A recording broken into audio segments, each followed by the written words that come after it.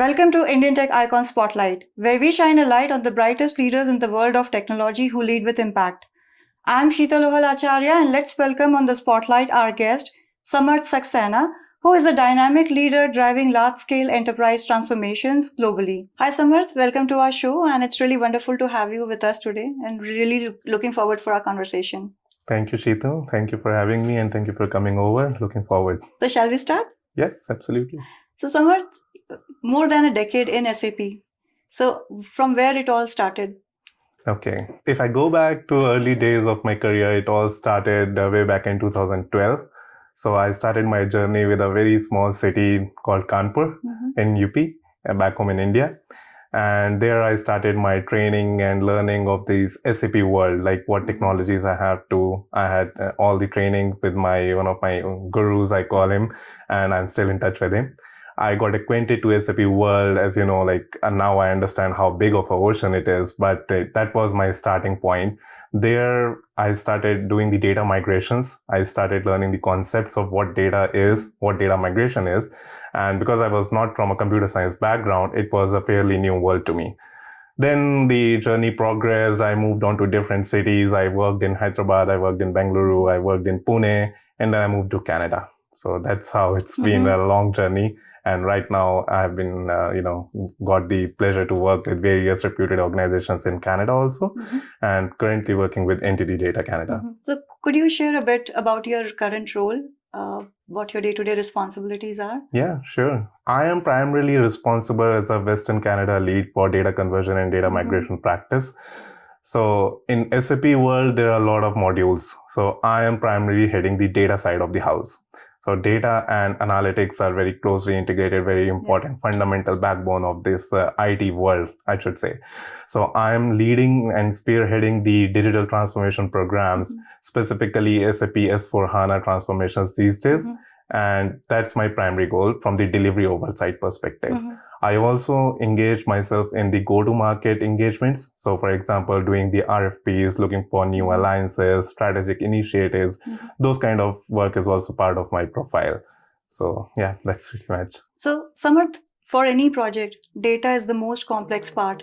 So, what's your approach in managing the data side when you deal with your customers? Yes. So, Sheetal, very valid question. So data, as you rightly mentioned, is a most critical part of any project or, fundamental to IT organizations these days. In digital world, we live and breathe data, we say. So in my career, I have seen across the various clients, be it a small scale organization, be it medium scale, or be it a large scale organizations, data often tends to remain hidden from people's, insight. And they think that, okay, it's not that important. In projects like transformation projects, which we deal with on daily basis, people are, more often very fascinated about, okay, I will be implementing new business process work streams. I'll be redefining my business processes. They are more, aware of the functional side of the house, but they are not involved in the technical side of house, which deals with the data complexities and the nuances of the data migration or conversion or projects like these. So I always give a very fair analogy to my clients, which says, I always say the data is the backbone of any project. And it's like a backbone of a human body, which is not visible. It remains invisible, but it's the load-bearing part of our body. It's so much well connected and integrated with other parts of our body, including our brain. So it defines how critically important it is to have the data properly dealt with in projects like these. So it's very complex stream. I don't expect my clients or, the various stakeholders of the project to understand the nuances of it. But what I want to always highlight is that the data, when things come to data migration, conversion, integration, warehousing, be it anything, it has to be taken care for, from the beginning of the projects. It has to be accounted for the challenges, the strategy which we are going to do, the approach we are going to follow in these kind of projects is very critical. So that's a wonderful insight, and thanks for sharing that with us, Samarth. Now, was there a project that went, live very smooth? Did you ever experience that, or it has always been the chaos as always in IT? It's a very valid question. I wouldn't say chaos, but yes, definitely it's been challenging. I wouldn't say like the implementations have gone like end to end pretty smooth and it was like void of any challenging situations. No, challenges are definitely, I see them as an opportunity. So it, like everything else in life, in these kind of professional projects also, we find them, we come across them, and then we try to mitigate the the risks associated with them, and we find out solutions. That's what we are here to work for on our day-to-day basis. Absolutely. So I always feel that any challenges which come across my way should be seen as an opportunity to improve in my next project, be it in the same organization or any other client. So that's how I see it. So you have led various different projects, you have been into various cities. So how has your kind of approach towards implementing the project and towards your overall leadership style, how that has changed over all these years? Yes. So I have worked in many cities, back home in India as well, and in Canada as well. So I have been involved in the multiple geographies across the world. I have dealt with the projects ranging from Europe. My current transformation project is based out of Europe, South America, and then Mexico and United States as well. So what I will say is that leadership is like a very different thing from handling these kind of projects, because be it any project or a transformation program, your leadership style is something which defines your personality. So I personally feel that my leadership style has evolved over the years, definitely, because I started as a developer in my career. I have seen the days where I used to work in office 18 hours a day as a developer, doing, hands-on dirty jobs of doing the coding and all those stuff. So even in that stage, I was kind of doing a leadership, but it was a different form of leadership. I wouldn't say, because I was owning the piece of job. I was doing the architecting side of, job. And when I was just 2.5 years experience holder, I was working with a reputed pharma organization of India. It's a top pharma organization, and I was a data architect for them. So being at that early stage of career, I was, compared to my number of years of experience, I was in a superlative role. That's what I call. So that time, that was that bucket of the role I was doing. Slowly, gradually I moved to leadership role, team lead, then tech lead, then manager, then senior manager, and here I am, where I am now doing partly the delivery portion and partly the go-to-market engagements. But I always say that it's not that I am out of touch. I will not touch any coding, because I always feel leaders lead by an example. And that's what I have always done. Even till date, I get to sit with my team whenever they are stuck with anything. I say, show me the code. Where's the issue? I try to find the bottlenecks and then try to, motivate them to move forward by giving them the solutions. Wonderful. So if I ask you about your leadership style in few words, how would you define? My leadership style in few words would be, I am very humble. That's the number one thing I would say, that I believe in modesty. So because I have grown through the ranks, so to be honest. So I have never, received any opportunity like a piece of cake. No, I have grown through the ranks. I've really, done the smart work and hard work combination, and I have seen the challenges at each level of the ladder. And that's very important for a leader. So you should know, you should understand that what each person of your team is going through, and at what stage, what kind of support they will be expecting. And that's what I have faced myself. So humility is something very important to me. And the second thing which I will say is the effective communication and vision. That is very important. Even to manage the team, to make people to earn that respect, you need to have that kind of qualities, that you have a clear vision for the team, which you set the goals for, and then you accordingly lead your team. So Samarth, let's explore the code base of your, little early days. Sure. About your hometown where you were born, and about your school days and college days, if you could share a bit about that with us. Absolutely. I would love to. So yeah, that phase of my life, my academic days in college, those are like pretty vivid days. I really cherish about. So yeah, I was born in Bareilly, Uttar Pradesh, a small town in back home. After 6 months of my birth, my family moved to New Delhi. So I have been raised in Delhi only. Mm-hmm. So my schooling is done in Delhi, St. Francis de Sales Convent School. So my mother was very ambitious. I would like to mention about her. So she only pushed me and motivated me for everything in life. Fortunately, she is no longer with us right now. But yeah, so it was her dream that I study in the convent school. It was a very, kind of one of the top schools of New Delhi. So she was like, no, I always wanted to, I used to tell my father that no, Samarth should study there. I don't know what to do. It's so hard to get the admission. But, things worked out and all those things happened. And I got the admission in that school and I completed my schooling from that school. Now, back during those days in class 10th, 11th, 12th, I was not a studious kind of a student. I was pretty naughty, I would say. So I was, always involved in everything except studying my physics, chemistry, bio. No. Extracurricular activities or going out with friends? Extracurricular activities was also, on the back seat, I would say, during that stage. It was only like teenage life, kind of like hanging out with friends all the time, or staying on call with them. During those days, there was landline. So there was no mobile. So I was always engaged on my landline, and my father used to scold me like, who was keeping the phone engaged? And I was like, it was me. so I was not studious, I would say. So because of obvious reasons, I couldn't score much during my engineering entrance exams. And then I got admission in a very small profile engineering college in Rajasthan, a small town known as Ajmer. And I did my engineering from there. Now, those 4 years of engineering were, very vivid for me and very productive. I decided that, okay, like it was a life-changing moment for me because the kind of life I have seen in New Delhi versus the kind of life I have seen in my engineering days, the difference was of day and night. So I've never seen the kind of environment, the kind of people, and some things are like obvious. When the child comes out of the home for the first time, it's obvious. You see the world that this is the real world. You are no longer getting your mother to, come back behind pamper you. So I realized that pretty early. And then I decided that, okay, the people who see me that, okay, Samarth is like, and I would like to really quote my teachers. They were like, you can get my paper signed that Samarth is not going to pass the class 12th exam. That was the condition.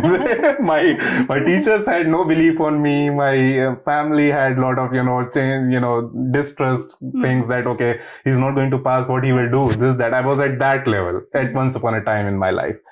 But slowly things changed. I studied hard and I was able to secure like average marks. I secured like 70% marks in class 12. And then I got admission into engineering. Now in engineering, the condition was that my college was under construction that time when it was taking the admissions. When we went to check out the lab, the lecture halls, the flooring was not done. The day one of my college comes, we go inside the lecture hall. There is no flooring and teacher asks us, there is no chairs, no benches. They say you have to sit on floor.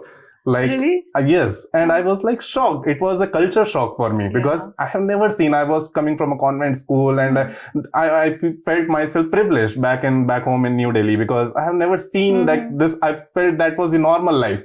But when I saw this, it was a very big change for me. And deep down somewhere, I realized that now whatever God has given me, I have to make best use of it and make my family proud. That was the turning point of my life. I still recall that. And from that day onward, I realized that, okay, whatever the environment I am going to have, I have to make best out of it. I have to do something different. I don't have to become just an engineer. I have to be a smart engineer. So out of those, I think 400 students batch that time. So I was, slowly due to the kind of work I did and the studies I got involved in, I became the best student of my college. And fortunately or unfortunately, for all the 4 years, I remained the best student of my college. So best student was, selected among all the 4 years of students. So I stayed there for 4 years.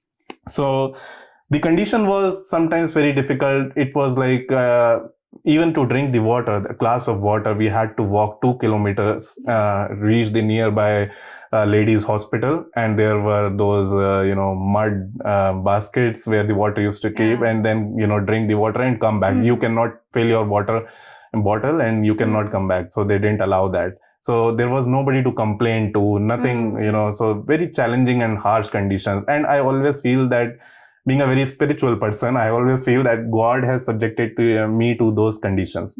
And whenever, because I'm a firm believer of a quote which is called, it has to be dark for stars to appear. And those kind of situations definitely made me the person who I am today. I used to sleep on a cement bed. There was no mattress. So there was no food. There was only one vegetable which was made 4 years every day. Tinda. So do you still eat tinda? I hate it. I hate it. So 4 years, every day, no menu change. Every day, it's the same vegetable. So that kind of life, when you are subjected to that kind of physical and mental conditions, you definitely become a different person. So because human mind and body is designed to evolve. We think of survival. Our survival instincts are, awoken. And that's what maybe happened. I started, there were no lecturers to teach me. Okay. So there were very few lecturers who used to take lectures, and very good teachers also, whichever there are. I always feel that they taught me well. So I still have respect for all my teachers, because it's at the end of the day, they made me what I am today. Now, slowly what happened, I started participating in the national level college technical festivals. I got interested in robotics. I did, because my major was electronics engineering. So I started in, building the robots. So I got involved in multiple national level technical festivals. So I participated, started my journey from, I set a goal for myself in the first year of engineering that when I get out of this college, I should have something remarkably achieved.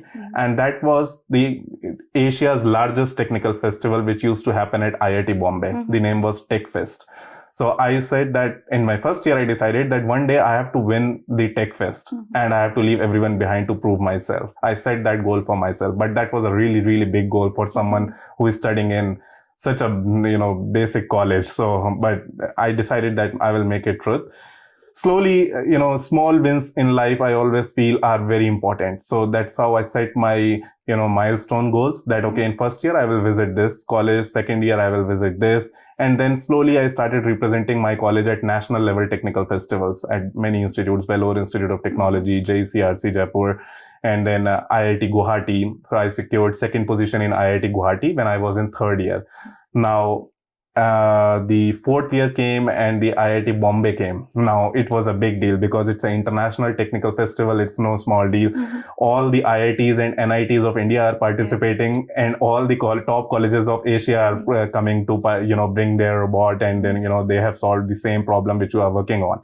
So during those days, I did a lot of hard work. I used to attend my college, then used to, immediately travel to the city to take bus to Jaipur, because to procure the parts, even the small parts for my project, I had to visit Jaipur. Nothing was available in my city, Ajmer.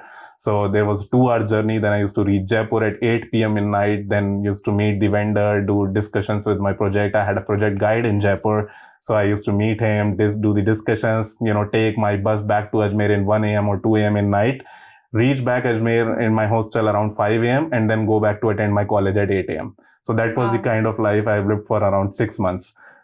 The day came of the technical festival, IIT Bombay. I went there. My project was selected to represent.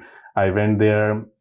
Nervous day, someone, you can imagine, like someone who is coming from Ajmer Institute of Technology. He's like, my college was not even visible on Google Maps that time, so to give you the perspective. And the people surrounding me are from the top level colleges from India and Asia. So I went on the 5th number. Before me, the 4 teams, they were disqualified. I was the 5th one to go. And my bot was an aquatic robot. It has to, traverse and maneuvers on the water surface, and it should be able to shoot a goal. It is carrying a ball inside it. It should be able to shoot a goal within a specific dimension goal post and from a distance of around 10 feet. So I was the first one who did that. I shot the goal. My bot worked fine. It did sync So everyone was like, who is this guy? Who is this guy? It was a very proud moment for me, so it felt good from inside because everyone was like, which college is this? That was the first question. So people often label individuals back home with institution names, and I don't say that it's right or wrong. I never judge it that way, but I feel that it's sometimes biased or unfair for the students who might be in different non A plus or B plus grade colleges due to some reasons, and those reasons could be anything in life. Doesn't mean that person should be labeled that this person can't do anything. So 200 teams participated in that event that day, and the results came in the midnight, and we were in the hostel lobbies, and all of a sudden the speakers were announced that the results of Aquabot event has been announced, so the number one position stands with Ajmer Institute of Technology. And we were like, I was so emotional that time, this can't be true. This was like my dream, which I said 4 years back. And they're announcing that you please report to the auditorium for the prize distribution ceremony. You have secured first position internationally. Fantastic. So that's the journey I have lived. So that made me really a different person. So that day when I called my parents, they had a different sense of pride that, okay, this is our child. What happened 4 years back during class 11, 12 was different. But yeah, that day they felt, because even in those 4 years, my parent used to say that, what college events, you just focus on your books now, what college events you are doing, because you cannot expect your parents to understand the nuances of all happening, all these things.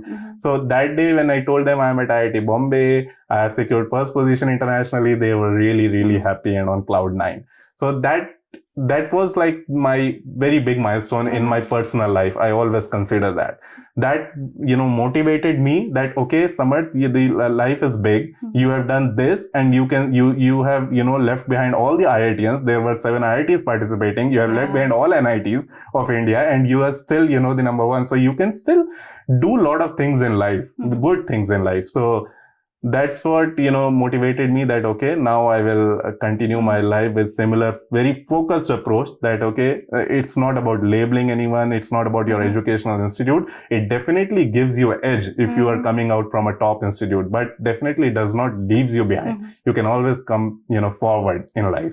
Absolutely. And I'm sure you definitely have made your parents feel proud, your teachers in your college feel proud about you. So it's been an inspiring story, Samarth, and I would say it's a true testament of hard work, resilience, and I'm sure many of the young students who would listen to your interview, they will definitely get inspired from you. And thank you so much. It's been really, wonderful experiences you have shared with us. And we are almost, about to close our wonderful discussion. But I would also like to know who all are the members in your family. Yes. So I have my wife, Sonal, who lives with me here, my father, and my 3 elder sisters who are settled in Bangalore, back home in India. My mother passed away, unfortunately, 3 years back. Sorry to know that. Yes. Thanks, Samarth, for sharing your journey with us. And thank you so much for sharing your inspiring story with us. We are almost nearing end of our conversation. And at the end, we have a round called as the rapid fire round. So are you ready for that? Yes, sure. Okay, wonderful. What's harder, building a platform or building a team? Building a team. Okay. One skill every future leader must have. Vision. Nice. What's the boldest decision you have taken in your career? So leaving my job back behind home in India, and when I was immigrating to Canada, I didn't have any job in hand. I just came here with 2 suitcases and I was like open to opportunities. Wonderful. One thing you can't start your day without. Praying to God. Lovely. What's your favorite app on your phone right now? WhatsApp. Okay, I think most of us have the same. Yes. If you had to give a TED talk tomorrow, what would you talk about? About my life journey. Wonderful. And the last question. What's one hobby you have always wanted to try but haven't yet? Playing guitar. Okay, wish you good luck with that. Thank you. Thank you so much, Samarth. And it's been really wonderful talking to you. And thanks for sharing your stories with us. And we wish you continued success in your career. Thanks a lot, Sheetal, for having me. It was a wonderful pleasure to meet you and the team. looking forward to always remain connected. Same here. Thanks, Samarth. Thank you.